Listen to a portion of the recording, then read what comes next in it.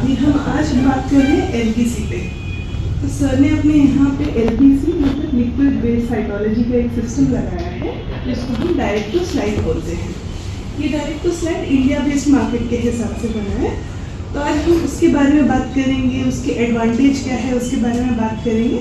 आपको जहाँ लगेगा कि आपको कोई और प्रश्न पूछना है, कुछ सवाल पूछना है, मुझसे पूछ सकते हैं डायरेक्टली। ठीक है, तो हम शुरू करें सर।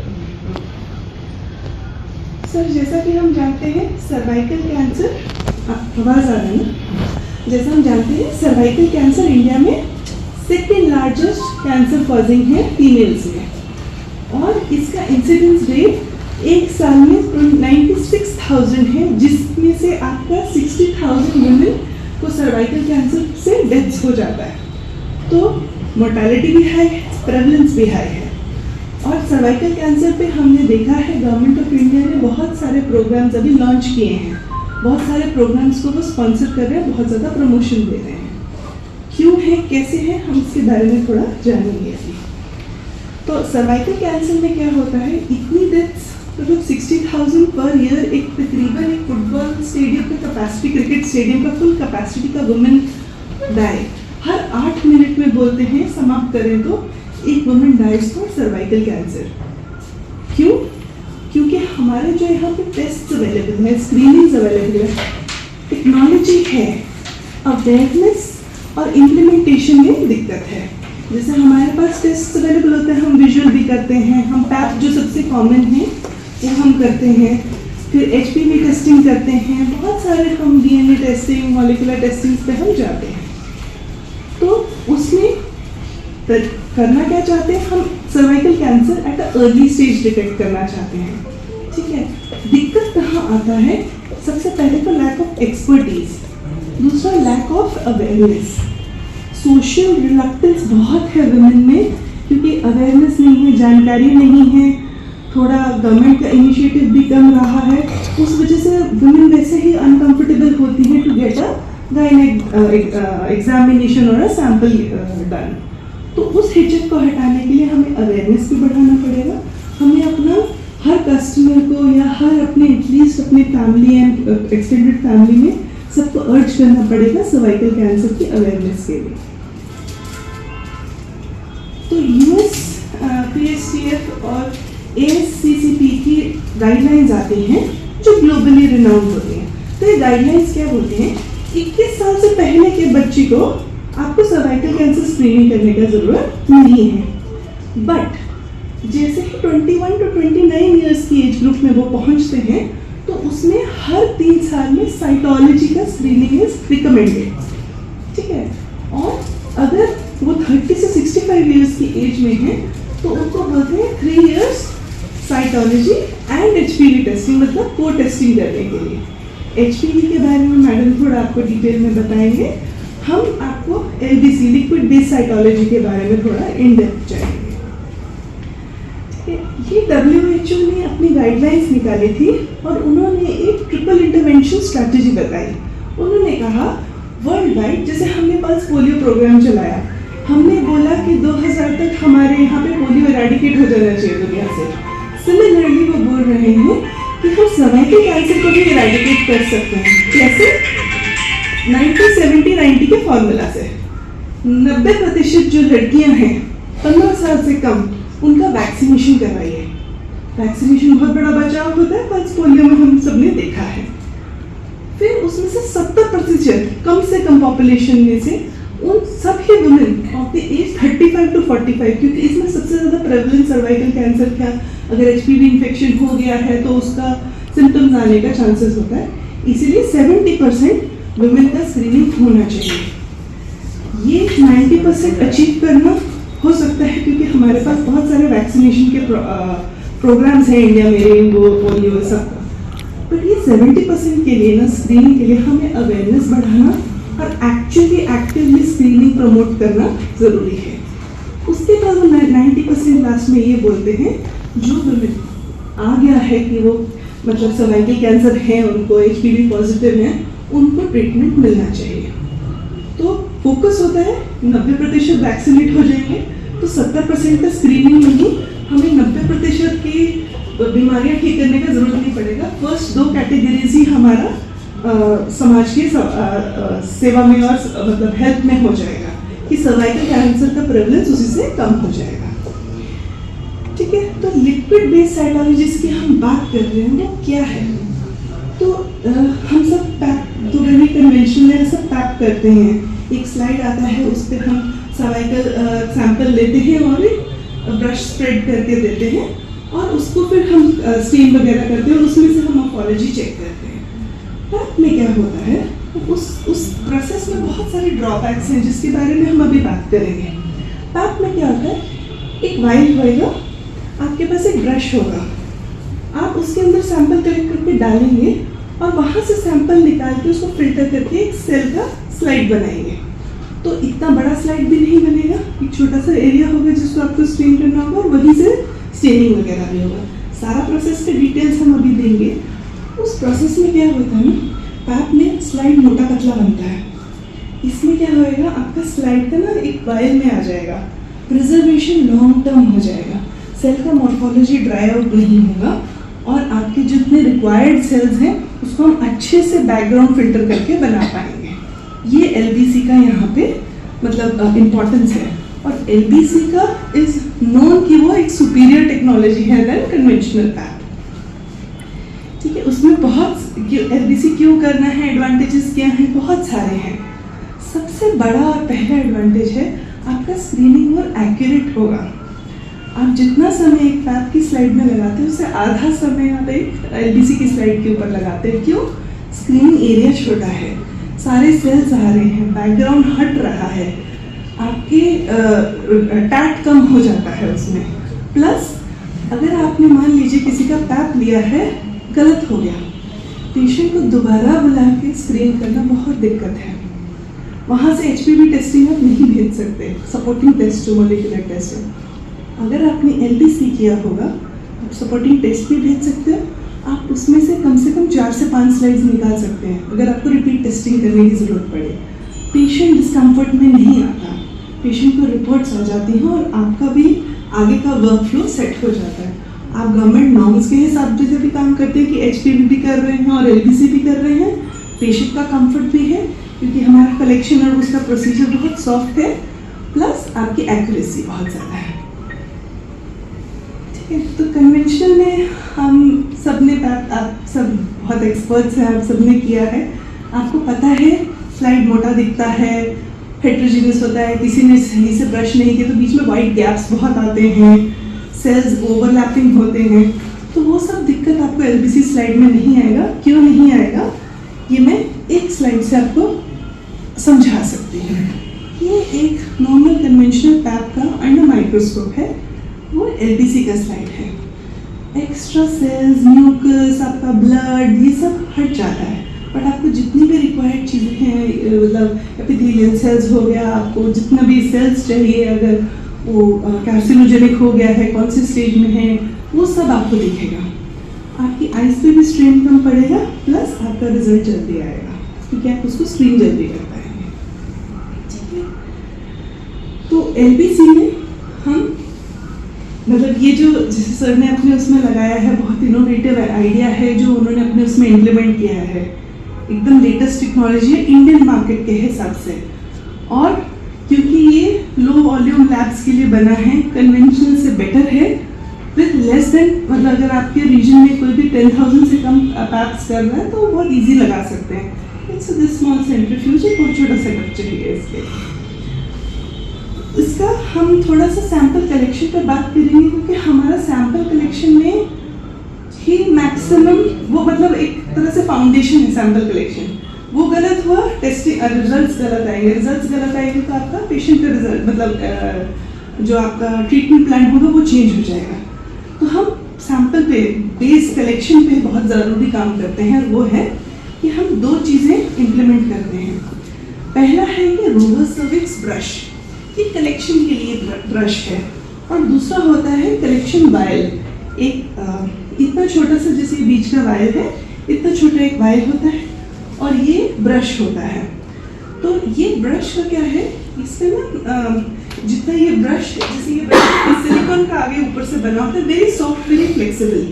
एंड इसका शेप की वजह से it goes to the transition zone. तो आप जब सर्विकल ऑस में डालते हैं तो वो ट्रांजिशन जोन से लेके बाहर तक वो पैन आउट होके, अभी हम वीडियो दिखाएंगे तो आप ज़्यादा क्लियरली वो जस्टिफाई कर पाएगा मेरी बात। तो अच्छे से वो कलेक्शन हो जाता है।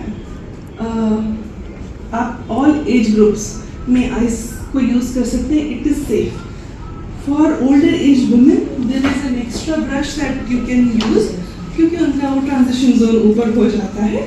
So for that is also there is an available option. This brush is FDA approved. This is only FDA approved brush, ठीक है। एंड इस ब्रश में ना ये जो हेड से आगे ऐसे ना डी शेप बना होता है, तो जब सेल्स लेना होता है तो डी शेप से हम क्लॉकवाइज टर्न करते हैं, तो सेल स्क्रैपिंग होती है। फीमेल को प्रॉब्लम नहीं होती है सैंपल देने में, उनको फील नहीं होता है। सिर्फ 5 बार रोटेट होता है एंड ब्रश हेड वायर के अंदर ड्रॉप हो जाता है। वीडियो में वो अच्छे से आपको एक्सप्लेन दिखा सकते हैं हम, बट ब्रश FDA अप्रूव्ड है। प्लस इसका जो कॉम्बिनेशन है, जो कलेक्शन वायर है जिसके अंदर हम फ्लूइड डाल के रखते हैं, 24% इथेनॉल 10 ml का होता है। उससे क्या होता है, सेल्स का स्ट्रक्चर प्रिजर्व होता है। इसलिए आप सैंपल कलेक्टेड वायर को for 4 weeks at room temperature, आप इस कमरे में हैं, यहाँ पे 4 हफ्ते तक रख सकते हैं, उसको कुछ नहीं होगा मोफोलॉजी को भी एंड आपको स्लाइड्स देखने में भी। अगर आपको लगता है कि नहीं हो सकता है हम HPV टेस्टिंग के लिए बाद में भेजें, आप उसको फ्रिज में फॉर 6 मंथ्स रख सकते हैं, कोई प्रॉब्लम नहीं आता है। There is no change in cell structure और इंटीग्रिटी एनीथिंग। उसके बाद इस सैंपल की वजह से क्या होता है, इस वायर की वजह से इसके अंदर हम ब्रश हेड को ड्रॉप करते हैं, ऐसे टर्न करके ड्रॉप कर देते हैं। उससे क्या होता है, 100% सैंपल कलेक्ट होता है। नहीं तो आप ब्रश या स्पैचुला से कलेक्ट करते हैं और स्लाइड के ऊपर ऐसे बनाते हैं, वो ब्रश आप डिस्कार्ड करते हैं। ओनली 20% उस स्लाइड पे आता है, बाकी डिस्कार्ड ही होता है। आप 100% सैंपल उस पर नहीं ला सकते।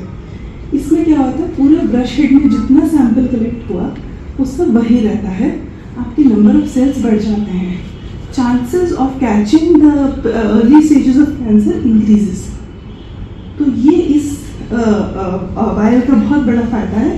प्लस इसमें बारकोड्स का ऑप्शन है, आप उसको स्कैन कर सकते हैं, रजिस्टर में लगा सकते हैं, आपका वर्क फ्लो पूरा बना रहता है। एक्स्ट्रा आपको लिख के या करने का ज़रूरत नहीं होता, ठीक है। इसमें कमिंग टू सैंपल कलेक्शन, तो ये एक छोटा सा वीडियो है जिसमें आपको एक्सप्लेन होगा कि अच्छा कलेक्ट कैसे हो रहा है।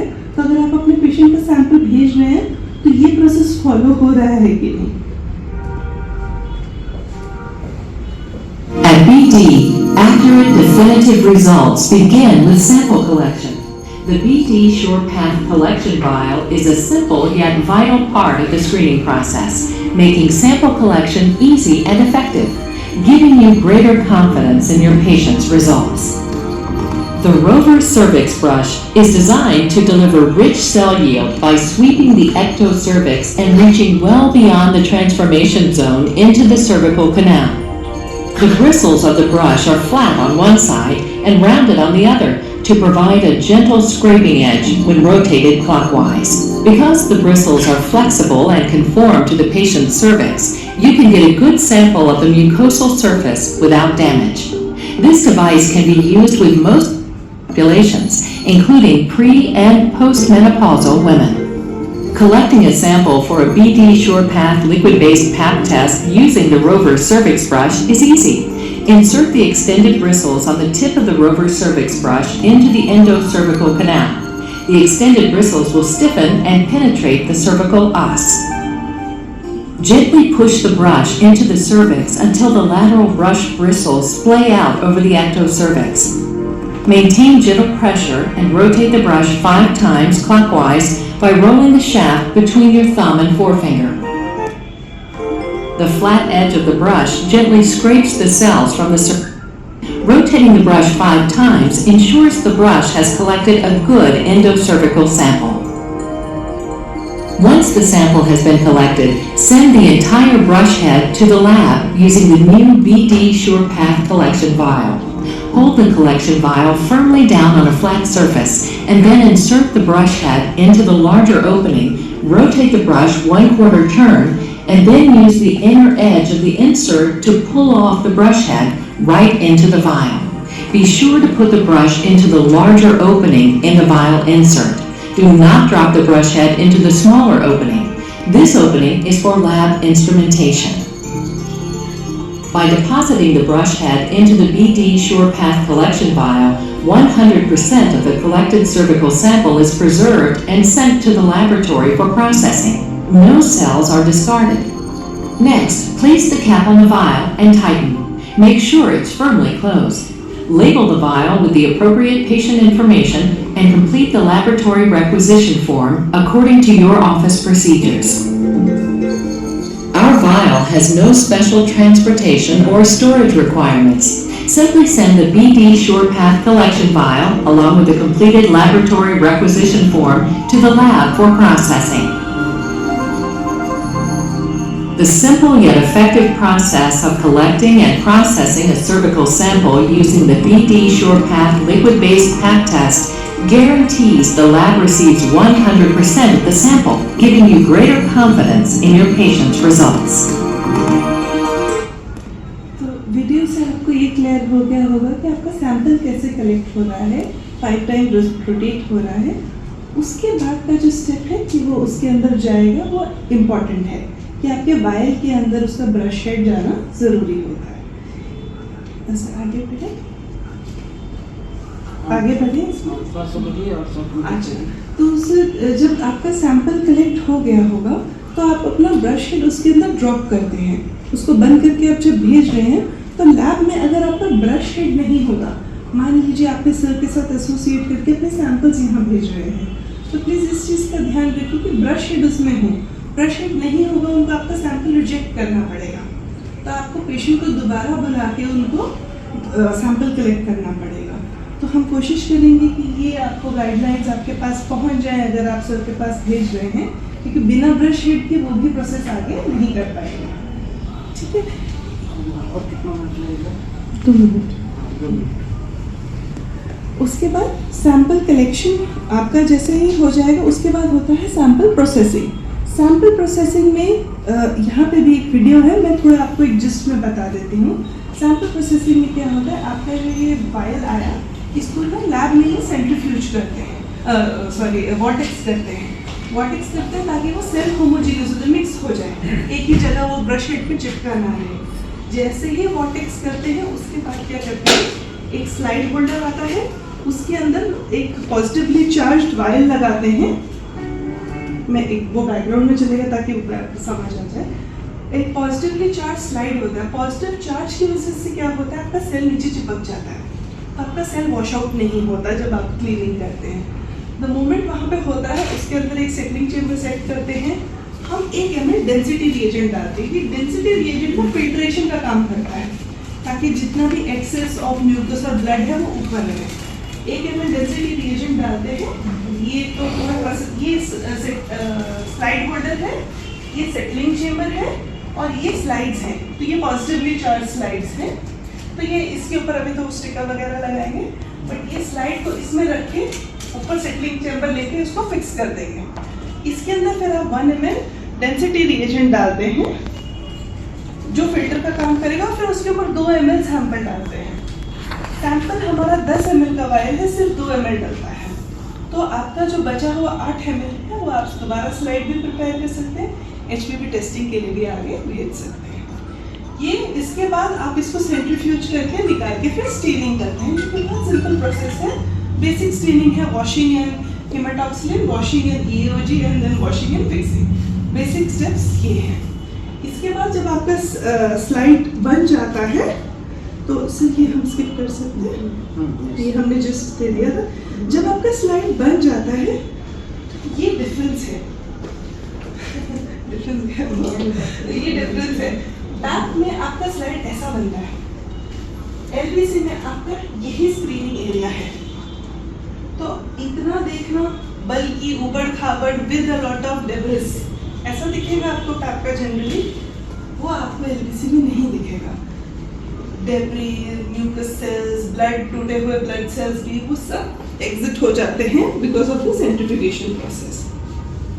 प्लस स्क्रीनिंग में क्या होता है, यहाँ पे ना वाइट एरिया जो बोलते हैं जब आप देखते हैं वो रिड्यूस हो जाता है, है। वाइट एरिया रिड्यूस होता है तो आपका टैट ऑलरेडी कम हो जाता है टू स्क्रीन। ठीक है, इस पूरे उसका जिस्ट क्या है कि आपको at the end cervical cancer cells, pre cancerous cells, abnormalities ये सब चेक करना है। उसका सहयोग करने के लिए ये जितना पूरा सिस्टम है ना, वो पहले तो आपका डेब्री रिमूव करने में हेल्प करता है, इस फिल्ट्रेशन। दूसरा, छोटा कॉम्पैक्ट ले आया, जितना फैला हुआ था उसको कॉम्पैक्ट करके ले आया, तो आप उसके अंदर चेक करते हैं और आपको अच्छे से वो सेल्स की मोर्फोलॉजी वगैरह दिख जाती है। उसके बाद इसका जो ट्रांसपोर्टेशन की वजह से क्या होता है, आपको स्पेशल कुछ नहीं करना। अगर आप अपनी लैब से यहाँ भेजें, सिंपल एक बॉक्स में बंद करके, सनलाइट नहीं होना चाहिए, वो हर सैंपल के लिए है, और डायरेक्टली आप यहाँ भेज सकते हो। उसको ना हॉट पैक ना कोल्ड पैक कोई ज़रूरत नहीं होता। उसके बाद इसमें आपका सेल्स का जितना भी फीचर्स है, जितना भी हाइपोक्रोमेशिया वो सब दिखता है, आपको कोई दिक्कत नहीं आता है कि अच्छा वो एग्जिट तो नहीं हो गया, अरे वो फिल्टर आउट तो नहीं हो गया, वैसा कोई दिक्कत होता नहीं है। तो आपको better visualisation, lower TAT and full sample collection with option of multiple slide making and option of further HPV testing. अगर आज आपने बोला नहीं आपसे LBC करिए सर, आप जरा सैंपल रख लीजिएगा, हो सकता है कस्टमर बाद में बोले HPV भी भेज दें उसके LBC के हिसाब से, तो सर वो रख सकते हैं 4 weeks at room temperature and fridge में 6 महीना। तो आपके पास ऑप्शन होता है कि सेम पेशेंट को दोबारा बुलाने की जगह आप पूरा टेस्ट एक ही बार में रन कर सकते हैं। तो ये इसका जिस्ट है, थोड़ा हमने दौड़ाया है इन्हें, तो उसके लिए क्षमा मांगेंगे। बट अगर आपको कोई सवाल हो, कुछ आप जानना चाहें तो ज़रूर बताइएगा मुझे, तो हम आपको थोड़ा सा और हेल्प कर सकते हैं। बाकी हमारे पास एक्सपर्ट्स हैं, सब रूम में एक्सपर्ट्स हैं, सर के पास सारा सिस्टम है, तो उनके एक्सपर्ट निगरानी में क्वालिटी कंट्रोल तो हमें पता होएगा ही। बाकी जितना हम हेल्प कर सकते हैं। ऑडियंस से किन्हीं को कोई क्वेश्चन अगर हो सर, हम लोग 10 मिनट का टाइम रखें क्वेश्चन आंसर करने। दोबारा यूज करिएगा जी निकालिए, जी उसमें आपका HPV खत्म हो गया, पंजाब में कराया हम टेस्ट नहीं करवाए जी। और वो लिक्विड हम रखे रहे, फिर दोबारा आप यूज किए, तो ऐसा हो सकता है पहले वाले का HPV यूज करना पड़ा होगा। 100% मैम, हम जाएंगे इस बात को पॉइंट वहाँ रख देंगे, उनको भी 10 मिनट बोलना है। बट है, बहुत yes, अच्छा answer is yes. बहुत अच्छा हाँ करी जी, बहुत अच्छा करी था, और आंसर इज यस है। यही तो स्पेशलिटी है जो अभी बार बार हम लोग फोकस कर रहे हैं, कैसे है उस पर हम थोड़ा ध्यान रखेंगे।